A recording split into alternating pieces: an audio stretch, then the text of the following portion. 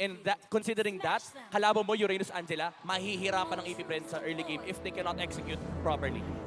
Kinakailangan na nga nating tutukan ito lalo pa.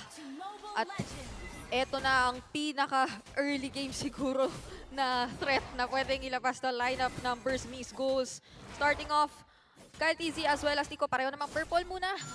Simulan muna natin to at wala pa namang panggugulo ang nagaganap. Oo, sobrang excited dito kung paano magiging lineup ng Arlot tsaka Uranus. Kasi diba usually, going back nung pinag-usapan natin M2, M5, tama, M2, M5 or dating-dati, usually napapansin natin Uranus, Esmeralda. Diba? So, iba na ngayon ang timpla. Nagbago na talaga ang lahat. Pero nagbago na din yung emblem system natin. Oo, ngayon si Uranus ay naka-common emblem. Oh, Flicker forced out from Blinks. Malaking factor to kasi malilimit yung aggression ng pwede idala ni Blinks dito sa early game. Pero again, going back to the Uranus thing, yung common emblem dito, infinite mana, by the way. And gusto ko rin yung naka-tenacity siya. Usually nakikita natin yung Uranus lalo kapag nasa kami ni Flap, naka-Wilderness Blessing. Pero I like the tenacity here kasi ang kailangan mo dito talaga yung sustain. Kasi hindi ka naman tatakbo si Uranus here eh. May kasama ka Ruby, may kasama ka Angela. So it makes perfect sense for Burmese Ghouls to just allow the Uranus to sustain in the early game. No, pero wala nga tayo nakita talagang panggugulo muna. Sa halip, parang yung AP Brent pa yung mas nagiging aggressive at nagpaparamdam. Kontra dito, nakita natin meron ng unting kalamangan in terms of XP. Ito si Kyle TZ kontra nga din sa kanyang katapat which is si Nico. And sobrang wala pa naman tayong masyadong aksyon na inaasahan. Oh, tsaka kailangan din natin isipin that since this is first time din natin makikita ulit na maglalaban na both AP Bren and the Burmese Ghouls. Nanggaling sila sa ibang bansa. So yung meta nila could be very different. So kailangan din muna lang tignan paano ba mag-lane dito yung mga katapat natin. So makikita natin yan dito sa ating unang turtle objective kung paano nga ba talaga magsisecure dito ang ating dalawang kupunan. So nakapwesto ngayon dalawa dun sa may bottom lane at sinisimulan na ni Nico dito yung pagong.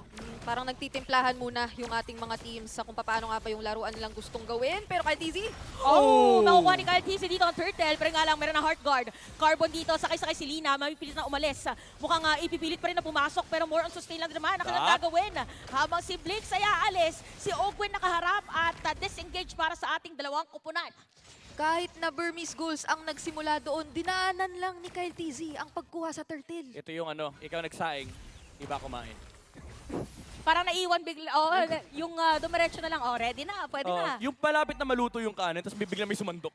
Na parang grabe naman, parang in-effortan, tapos biglang sa iba pa napunta. Pero kita mo yung preparation ng AP Bren. Ngayon medyo nagigets ko yung Minotaur ban kasi kanina parang out of nowhere.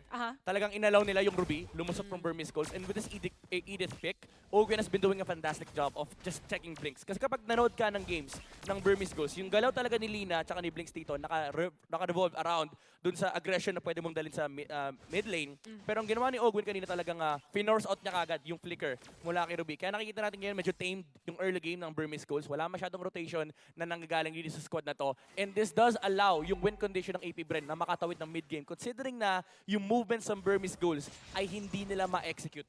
Napakarami rin na innate na panakas na hawak pala ang AP Bren aside from the fact na parang sobrang naaalalayan sila ngayon ni Ogwen sa pag-provide ng information at sa mismong pag-threaten na rin sa kagustuhan sana na makauna sa pwesto dito ni na Blinks kasi naka-purify naman din sina Super Marco as well as Few at yung fracture din naman ni Kyle TZ ay pwede siyang ilayo sa kapahamakan kumbaga kapag ginamit niya. May mga pangtakas if ever. Pero makikita natin kung magkakaroon ba ng teamfight doon sa may top lane. So talaga nagkakapaan lang muna ang ating mga kupunan. Medyo malaki yung bato na tinalunan ni Ogwen. Hindi siya lumusot dun sa may top lane. Again, these attempts from AP Bren, ito yung mga aggressive moves na malilimit yung movements ng Burmese Ghouls kasi you have to react to the gold lane. And it frees up the map here for Kyle TZ.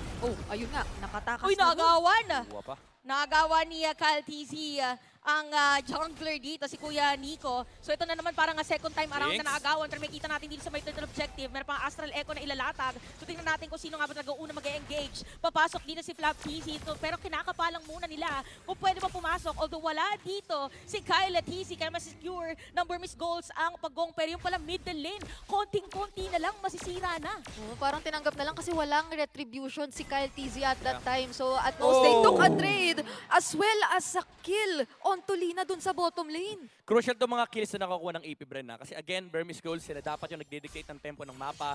Pero all they have been doing for the past 5 minutes is react to whatever AP Bren is doing. Kahit yung turtle take na yun, kita natin si Kyle TZ, semi walang pakialam sa objective na yun. Kasi ang kailangan niya rito is makapaglagay ng pressure sa mapa. Instead of actually contesting the turtle, na baka wala silang makuha doon, nandun yung pressure sa side lane. So laging may nakukuha ang AP Bren. And dito natin makikita yung kanilang prowess pagdating sa macro takes. Mas naiintindihan nila how the balance between objectives and pressure work. Kasi si AP Bren, again, kailangan mong umabot ng mid-game. So instead of actually contesting Burmese goals, hayaan mong yung Burmese goals yung mag-react sa'yo. Grabe. At pang 392 game na to sa M-Series. At nakikita lang natin kung gaano kalaki ang naging growth na talaga ng playstyle ng mga teams natin. Sobrang objective-centric. At kumbaga, macro scale talaga ang nilalaro nila sa pinapakita nila so far dito sa labang ito. Pero ang ginagawa rin namang sagot ng Burmese Ghost kahit papaano, si Carbon nag-pressure din naman, kumbaga. Oh, parang yun talaga yung strength ng isang Uranus. Kung minsan ka pa nga may mga Uranus na nandun na sa gitna nung torre talaga nila. Tapos yung first tier turret. So tinan natin talaga nga muna dito, nag-aantay lang din yung mga players ng Burmese Ghost na magkaroon ng damage ang kanilang marksman na si Stitch or yung si Brody. Si Super Marco pa yung una nakakuha ng tower sa may top lane. And again, looking at the pressure of the Uranus, I like also the answer na nanggagaling sa AP Bren, no? Na instead na si Flap, yung nagki-clear nung lane ng Uranus, kasama lagi ni Ogwen si Flap TZ para again may pressure yung Arlot, pati na rin yung Edith like this. Oh, Sa middle lane. sa may middle lane, si Carbon, Lodi ay mukhang tatakas pa nga dito sa Kai, si Lina. So, nagamit na agad yung heart guard, take nun na merong pagong. So, hindi na magagamit, pipilitin na dito ng Burmese Gold sa mag-teamfight. Kasi sayang naman, ang kala magiging ultimate dito. Pero tingnan natin si Flap TZ, kala makukuha doon. Kanino pa pupunta? Nico! It's gonna be Nico, pero dito, itutuloy pa rin ang teamfight. Lina's gonna be down. Tapos si Blinks, halos wala na buhay doon. At patay pa nga dito si Blinks with a blink of an eye. Si Carbon mamatay na rin. So tatlong patay para sa side dito ng Burmese Ghost.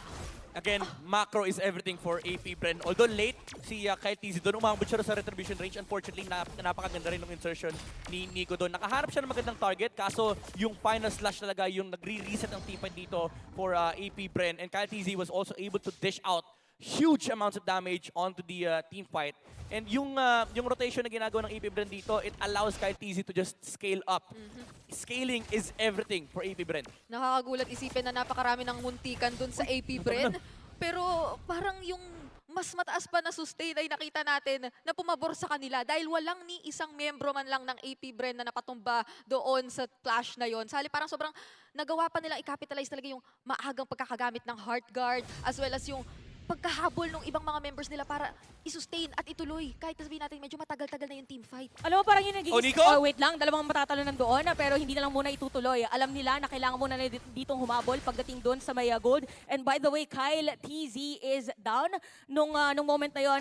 And I kind of feel like for AP Bren, nagiging strength nila dito is pina-force talaga muna nila na -1 sa resource. Kanina flicker, sumunod yung heart guard every time na mayroong malaking objective. Yeah, and looking at the net worth of the Nolan, ito yung XP swap na ginagawa nila kanina. Ang AP Bren is medyo sinasacrifice yung gold of the Arlot kasi hindi naman niya kailangan ng ganun siya kayaban. Ang kailangan dito is ma-amplify yung damage output ng AP Bren. So, the Nolan farming the XP lane allows him to scale even better. Napakataas ang kanyang damage output. Tapos na yung dalawang component, yung dalawang importanteng item sa kanya, yung Heptasis, pati na rin yung Malefic Roar. And ang ganda rin nung teamfight approach ng AP Bren. Si Super Marco rito, nakikipag 1v1 sa Brody every single time na magkakaroon ng skirmish or teamfight around the objectives. And that allows AP Bren to not think of the Brody and the torn apart memory.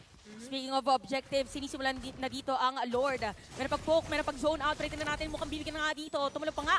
Ogwen, napakakunat lang din naman. At hindi pa nga masisecure ang kill against him. Pero mare-reset yung Lord. Aalis na lang muna. At parang nang bebait lang ang mga players dito ng AP Bren. Same goes with Burmese Ghost. Medyo nagbago yata dito kasi kasama na si Carbon.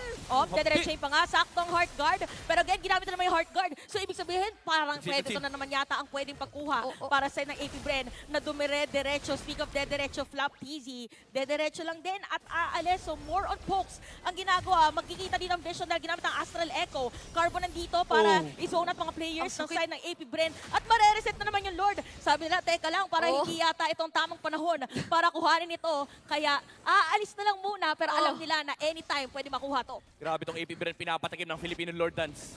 Literal. Ang Burmese Goals. Ganito ganito kami sa Pilipinas.